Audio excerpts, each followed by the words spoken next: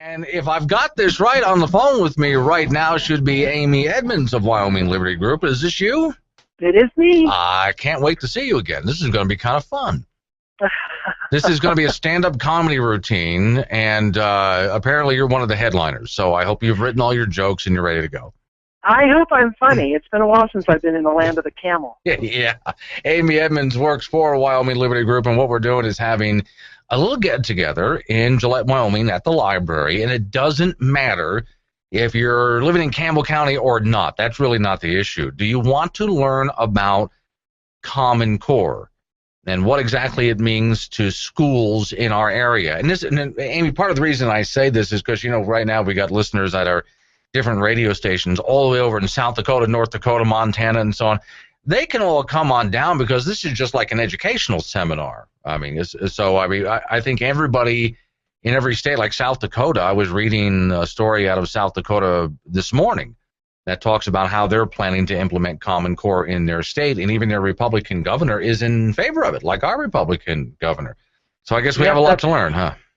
Yeah, that's exactly right. The only neighbor we have that's been wise and not adopting it is Nebraska. Otherwise, anybody else, come on down and hear more. Okay. Now, did you happen to hear any of the objections that Nebraska has offered up for Common Core? They were one of just a small cadre of states at the very beginning who simply didn't sign up. They just weren't interested, and they really haven't said much other than no thank you, which is the correct answer. Okay. What are your main objections to Common Core? Let's start it this way. If you could bullet point it for us. Well, I think I have multiple ones. Let's start with number one. The Common Core in Wyoming is often portrayed as adoption because they're better standards in Wyoming. It's what I call the rigor question. So you hear this a lot from proponents that say, oh, they're so much more rigorous than our old standards. Quite frankly, the idea that the state of Wyoming or any state in this country adopted these standards based on rigor or excellence is ludicrous.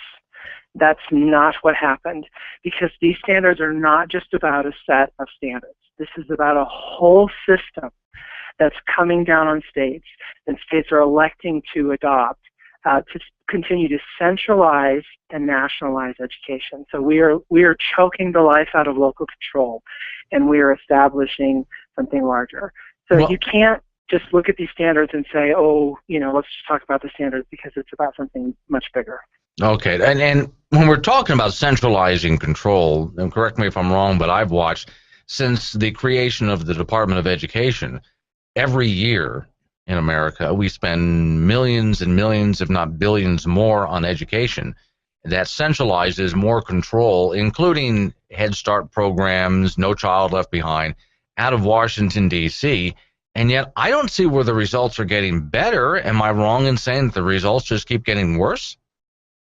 The results have essentially been flatlined for years. Okay. So the cost of education continues to skyrocket. I mean, if you look at Grass, the Cato Institute has some really great ones that show that the cost of education, we've essentially, since even just one federal initiative, so that would be No Child Left Behind in the early 2000s, we've seen the cost of federal education spending double. So the cost chart is off the chart. It's just rising. Test scores, totally flat. And something that isn't on a chart, that isn't measured, but I think is what people are really talking about now, and that is the loss of liberty and the loss of freedom. It's not on a chart, like you can see cost versus test scores, but it is real, and we're feeling the effects. Parents are getting choked out of this. Local school districts are getting choked out of this. It's this massive centralization. Okay, let's focus in for a moment there. You just hit sort of a hot button issue for me and a pet peeve for me. In Common Core, how are parents being choked out of this? Well, they haven't really, because the state is bringing down a set of standards, and standards inform curriculum. So even though in the Wyoming Constitution it's very clear that your local school district, who should be obviously guarded over by parents and taxpayers, those of us who pay for the system, even though they're supposed to be able to set curriculum. And curriculum is one of the most important things about education. It's truly what you are teaching children. Because the standards are so prescriptive, and because on the backside of standards you have this whole testing mechanism, essentially there's this massive loss of freedom. There's no freedom in there for parents to really be involved in the districts either. I mean, the districts have spent the last couple of years, quote unquote, converting to the Common Core standards, this whole set of curriculum. So you hear double talk from people. You'll hear on one side, parents in local districts have all this freedom. We don't tell them what to do with standards. We don't tell them what to do with curriculum. Standards is something very different. And yet we have districts and everybody just rushing, doing all that they can to get themselves converted over because they know they're going to be tested on the backside. So parents have very little freedom. If you look at accountability, Glenn, the state's been working on accountability for years, spending money, trying to create accountability. The only way you're going to create accountability in this system is giving parents accountability. And the only way parents can have accountability is if they can leave. That's the bottom line. All right, I'm talking with Amy Edmonds from Wyoming Liberty Group. She'll be up here this Saturday at the Campbell County Library to talk to us about Common Core. I'll be there. Taylor Haynes will be a speaker as well. Everybody's invited to show up at the library at 10 o'clock, and, of course, refreshments served, and we have a couple of hours where we take turns getting you up to speed on Common Core. Let's talk about testing for just a minute here. One of the stories, I don't know if you got a chance to take a look at it, I sent you earlier today another ridiculous Common Core math test. I got to tell you right now, I absolutely stink when it comes to math. Whoever wrote that question sucks at math worse than me. Yeah, yes, exactly. Well, and I've seen multiple different examples. Last night, a parent from Park County posted an example for her 6-year-old, a math question. And I even showed it to my husband, who has a master's degree and is the scientist in our household and the mathematician, and he pondered over it for several minutes and finally said, I don't even understand the question. I can't answer because I don't even... Where is this coming from? Who's writing these questions for these students? And, I mean, is there... I hate to say it this way because I don't want to sound like a tin-hatted conspiracy theorist. Is there an agenda behind this? What's the point behind all this? Well, I mean, I think I think you see a lot of things in these questions. It's a fundamental change and overhaul. And if you really want to look at what they're trying to get at in setting these standards and then changing the whole curriculum basket, go take a look at some of the authors. Start reading up on David Coleman, who is one of the authors who talks a lot about how he wants to change how children think and how they learn and how they process. So on one hand, that all sounds great, and we think, well, of course we want more critical thinkers. But then when you start getting into these standards, and I'll go to the next generation science standards as a great example, because these are the ones that really just jump off the page and smack you in the nose. Our state Board of Education is basically barreling down to adopt these standards in Wyoming. They have a clear agenda on global warming. I mean, just things that we would utterly not agree with. This is not finished science, and it's still very much a subject open to discussion, and yet they're teaching, starting at the lowest grade, in other words, kindergarten, that man has a massive effect on the temperature of the earth. Mm-hmm. So if you disagree with that, could you possibly flunk the class? Well, that's the other thing that's so interesting. Essentially, they don't really give any room for disagreement. Okay. It's a problem-based learning style. So in other words, they teach children science by giving them a problem and telling them to solve it. So when you start at such a young grade, particularly kindergarten, what you're doing is giving children who don't have the cognitive ability to sort of push back, you're giving them an agenda that they don't even know it's an agenda and they can't really push back. In other words, they're just going to accept it, Glenn, and they're going to do the work and finish. So, more than likely they're not going to fail. They're just going to learn this as a fact. And right. If you disagree, they're going to think that, you sprouted horns out of your head. I'm talking with Amy Edmonds from Wyoming Liberty Group about Common Core. Let me give you one of my pet peeves, and I bet you can expand on it pretty well. So I'm a lover of literature. I've written some books. I read like crazy. And yet apparently in the Common Core standards, literature is off the table. Yeah, well, for the first time, yes. So this is a major change in the way that the English language arts standards are being presented and the focus of English class time. So we all have taken the normal English classes where it really focuses on complex literature. Now this is a big change. Now they're slowly basically taking the time in the classroom away from from basic complex literature and taking it to a 50-50 split, and then ultimately almost a 70-30 split of time away from complex literature and into what they call informational text. Yeah.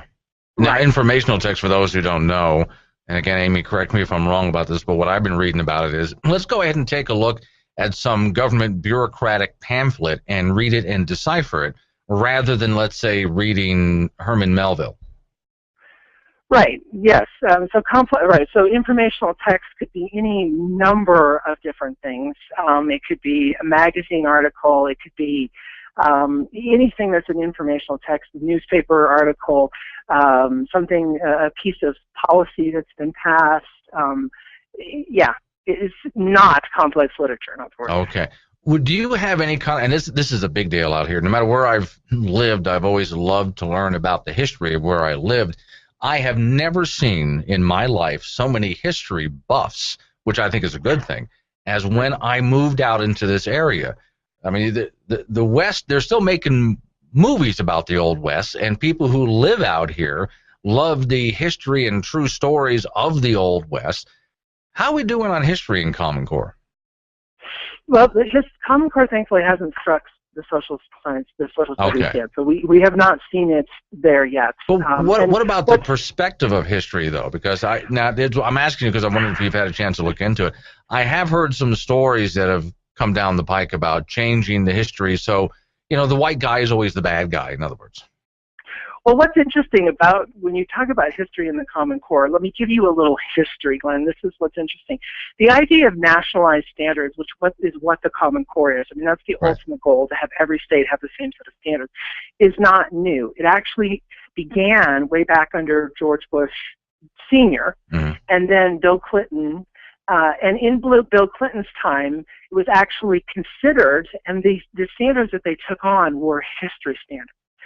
Now, it's interesting, they learned their lesson because people just went crazy. Matter of fact, I think it went down in the U.S. Senate. There was only one vote in favor of this idea of even then it was called voluntary national standards, but thankfully U.S. senators recognize that when it comes to voluntary anything with the federal government, it usually doesn't turn out to be voluntary. Right, yeah. Those standards were just, widely panned. People hated them all over the country because there are so many history buffs and because history is such an important topic. So that died. I think the reason we didn't see history as the first jump push at this national curriculum, national standards idea, because they learned their lesson. Well, all right. What are you going to focus on when you come up to Gillette to speak about Common Core? And again, for those people who just tuned in, I'm talking with Amy Edmonds from Wyoming Liberty Group, who will be here in Gillette, Wyoming. And I don't care what state you're from, not just county. If you want to hear Taylor Haynes speak, I'll be there speaking. Amy Edmonds will be there. What are you going to focus on? Well, I'm going to talk about, people ask, how did this happen? How did we get here? And there is a long history, and I just touched on some of it. Right. The Common Core didn't just suddenly happen. Federal intrusion into education has been happening for many decades. And this idea of national standards, national assessment, is not brand new. So I'm going to walk through some of those federal and state policies and talk so people can answer the question, how did we get here? I think people are flabbergasted what happened.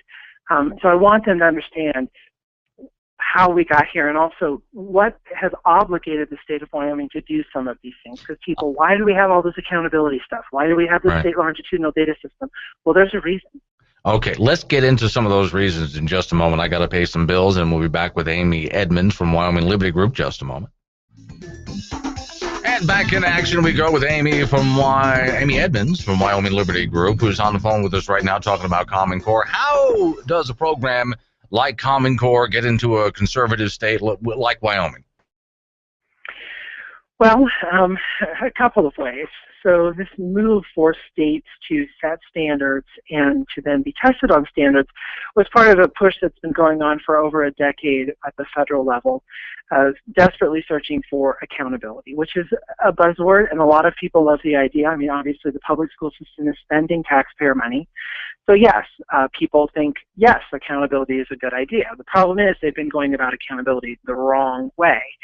So the states have been sort of being nudged toward this idea of a national set of standards to help work on accountability. In other words, to try to make improvements in the public education system. No Child Left Behind was one of the first real big pushes. I talked a little bit about Bill Clinton's Goals 2000 and this idea of voluntary national standards, but No Child Left Behind basically said, states, set standards. You're gonna put your, set your bar where you want to reach it. Where you're going to be testing, and then in 2014, we're going to come back and look at you and see if you've reached your bar. Now, what George Bush the Jr. didn't do, to his credit, was many people were asking and pushing for him to just go ahead and have the federal government set those standards right now and do a national standards. And he said, no, I'm going to let the states set their own standards. Well, of course, what Wyoming did, like a lot of states, was they quickly figured out that if we have to set standards and then we're going to get zinged for whether we can, reach the bar or not, we set pretty poor standards. As a matter of fact, in 2010, the Fordham Institute gave our English language arts standards a D and our math standards an F. So when you hear people talk about how much more rigorous the Common Core standards were than our old standards, we had nowhere to go, Glenn, but up. Right. And we did it to ourselves. But we did it because the federal government incentivized it. Every federal program, educational program, has really caused more problems than it's helped. Well, now when we take a look at who developed the standards under Common Core, I know you touched on that just a moment ago, but should we be concerned with the people who have developed Common Core, who they are? Yeah, I think there's been a lot of writing and discussion nationally about the folks who sort of came up with these English language arts and math standards.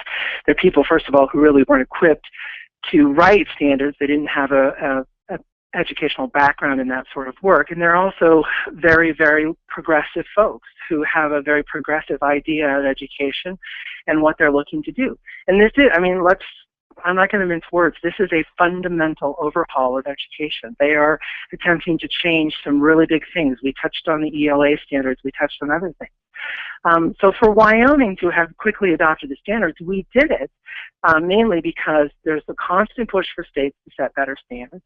We're not succeeding in the No Child Left Behind race. As a matter of fact, we are now at 2014. We're about to enter the 2014-15 school year when we were supposed to have reached this major deadline and kids would be at proficiency, and guess what? They're not. As a matter of fact, we've now gotten a waiver from the federal government, and that waiver has lots of strings, including keeping the Common Core standards. So, it's like that toy you put on two fingers, and if you pull apart, it gets tighter? Yeah. Well, that's a Chinese finger trap. Exactly. Yeah. Well, that's essentially what the states are in and can't manage to work their way out because they're just not taking the kind of leadership they need to take. Well, okay, that was my next one. How do we convince our elected officials in Wyoming to give up on Common Core? And do they even know what we're up against here? I think some of them do. I think some of them, many of them are, I think, getting a lesson in recognizing that, first of all, there's this idea just on the accountability end that we've created this accountability system because we came up with this brilliant idea ourselves, and quite frankly, we didn't.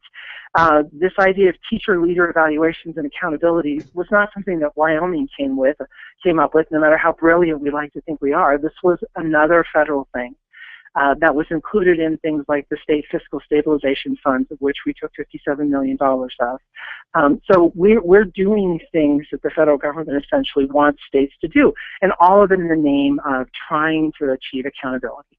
The main thing that folks can talk to their legislators about is simply this. We have, the federal government and the state government have a history of major involvement in public education, but their results are dismal. We keep moving forward with more and more federal programs, state programs, more things are coming down. Your local districts are getting smothered. The accountability bill is that example. The Common Core, these tests that are going to come online, more and more stuff, and yet they're not achieving accountability because at the end of the day, Glenn, as I said, the only way to get real accountability is to let parents choose how and where their children are going to be educated. I like to use this example. It's really, really simple. Glenn, based on where you live, tomorrow you're going to get a letter from the state government telling you what restaurant you can eat in. Just one. It's the only one. You got one restaurant because of where you live that you can eat in. Now, you say, well, wait a minute, I'm being taxed to keep this restaurant going, and I don't like the food. I want some, I want better food. Well, you get told, well, guess what? We'll get accountability. We're going to give you accountability. What we're going to do, Glenn, is we're going to show you the inspection results of that local restaurant, so you can see if they're doing good or bad. That's it. You don't get to leave the restaurant. No, you don't. I got to send you a false commercial. I'm up about that. I'm up against the clock. I'll see you Saturday.